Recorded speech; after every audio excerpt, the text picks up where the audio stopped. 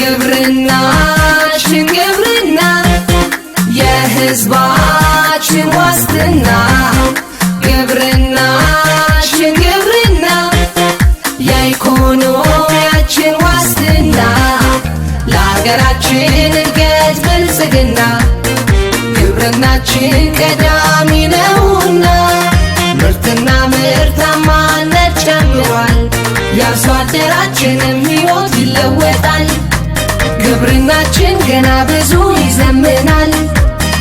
ለሀገራችን እድገት ብልጽግና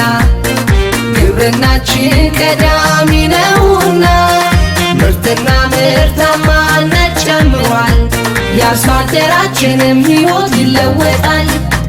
ግብርናችን ገና ብዙ ይዘምናል